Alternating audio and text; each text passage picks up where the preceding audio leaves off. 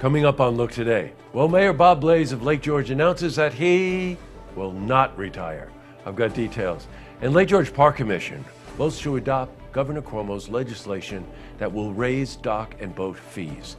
And the 34th Annual Heart Association Ball will take place tomorrow at the Hall of Springs in Saratoga. I've got those details. It's all ahead on Look Today.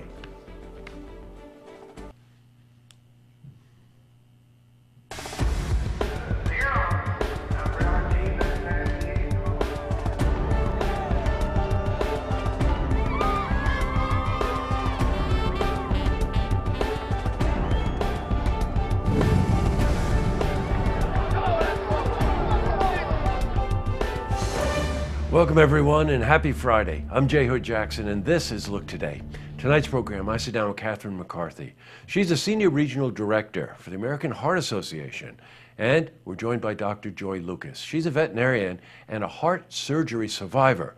They're here to talk about the annual Capital Region Heart Ball. That's happening tomorrow. And I sit down with Gabrielle Crepin and Aidan Stewart. They're co-chairs for the South High Marathon Dance, and they're here to talk about the upcoming fundraising event. Plus, we've got your weather for the Tri-North counties, but first, these headline stories. Well, in our lead story, after Mayor Bob Blais of Lake George announced that he was thinking about retiring, he has now announced that he's not, and he's going to run for mayor in 2019. Go, Bob. This will not affect the recent committee appointed to analyze the possible dissolution of the village of Lake George, and we spoke to the mayor about his plans. But what I'd like to do is leave the village in a far better place than when I found it 46 years ago. I think we're already there to some extent, but you should never be satisfied. Sorry, there's a kid outside here that's just so cute. I'm going to keep going. In other news, after the last meeting of the Lake George Park Commission, the commissioners approved a measure that will increase dock and boat fees. Now, the measure was signed by Governor Cuomo last year. Now, because the Park Commission is funded solely through user fees, this measure is critical to allowing the Park Commission to continue all of the work it does. We spoke to Dave Wick. He's the executive director of the Lake George Park Commission. So about 40% of the commission budget goes to public safety programs. That's our marine patrol that's out on the lake. We also have quite a number of environmental and protection programs. That's about 30 to 35% of our budget. Mm-hmm. So, the vast majority of our budget is spent primarily in conservation programs and public safety. Switching from news to weather. Well, after a record-breaking day of temperatures, especially for this time of year, practically any time of year, the temperatures dropped into the 50s. Do you believe I just said drop into the 50s in the middle of February? Let's see how the weekend is shaping up. For a more detailed look at our weather, let's head to the Glens Falls Weather Center for a look at your first forecast. Thank you, Jesse. As we jump into the first look forecast right now, we're going to be watching for some flooding concerns, both from this next approaching cold front and the warm air we have in place right now. That's going to allow a lot of snow melt to begin to occur. Those two things together combined can bring some higher waters across the local rivers and streams. We're still watching this system advancing our way as we push through tonight. Very mild conditions, temperatures in the 40s in many spots, and even 50 degrees overnight as we're watching the south breeze warming us slightly, mostly cloudy skies. We're going to see the chance of showers by daybreak. Now for the daytime tomorrow, could receive between 1/4 and 3/4 of an inch of rainfall. Very mild, 62 degrees, winds out of the south, 15 to 25. We'll start the morning off with some light rain chances, mild weather. We'll see some breezier and wetter conditions for the afternoon, about 50 to 54 as we head out the door tomorrow morning. So for Saturday, heavy chance of showers. Sunday, eventually that pushes back out. We'll see a cool down, 38 degrees for the afternoon hours of Sunday. 44 on Monday. Temperatures don't stay cool for long, however. In fact, we're going to see temperatures in the 40s and 50s Tuesday and Wednesday, along with rain chances returning once again to bring us some more wet weather into the middle of next week. Well, that's it from the Weather Center. Now let's get back to you, Jesse. Thanks, Bram. Back to the news. Well, here's a quick update on a story that's evolving very quickly and getting pretty complicated.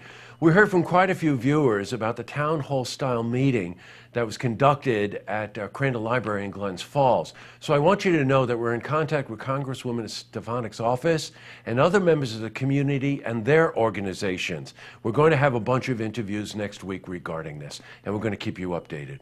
In other news, well, the 34th annual Capital Region Heart Ball will take place tomorrow at the Hall of Springs in Saratoga.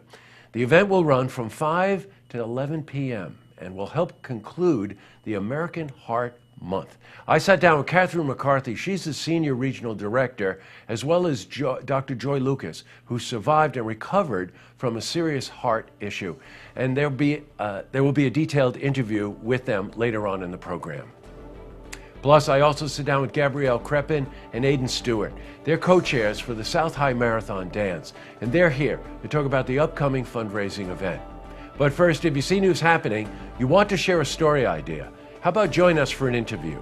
Give us a call on the hotline. The number is 798-8000.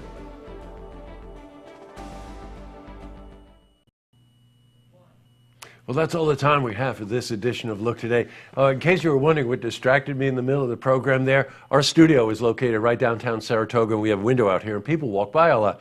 Well, there's a little girl dressed up as a superhero. I think she was about 4 years old, and she was jumping all over in front of the window here. It's the sweetest thing. All right, it's Friday, so I want to thank the team. Ladies first, Antoinette and Dana. And that, of course, Andrew, Jack and Joel, and Norm for making this program possible each week. A reminder that we're posting our interviews and some commentary on Facebook, and we're looking for feedback. We posted a story about the town hall style meeting at Crandall Library in Glens Falls. We received some very interesting comments, and I'd like to get more comments so we know what you're interested in. So please check our Facebook account as often as you like, because every day there will be a question posted there. I also want to take the opportunity, we just concluded play-by-play basketball, girls and boys basketball, and I want to thank lead sponsors, which are Geico, Glens Falls Hospital, Hughes Insurance. And also I want to welcome a new client, Munter Enterprises. Mike and John Munter have agreed to underwrite our not-for-profit interviews, and we do a lot of them, and it's very generous of them to support those. And last but not least, Sunday, we're recording 3 or 4 new episodes for Tracks, our music show. You've been asking about that. So I want to let you know we're recording Sunday, so they will be rolling out starting the next week. That's it. Have a safe weekend, everybody, and tune in Monday night for the stories. That girl is out there again, the little one. Stay tuned Monday night for the stories that matter to you. Good night, everyone.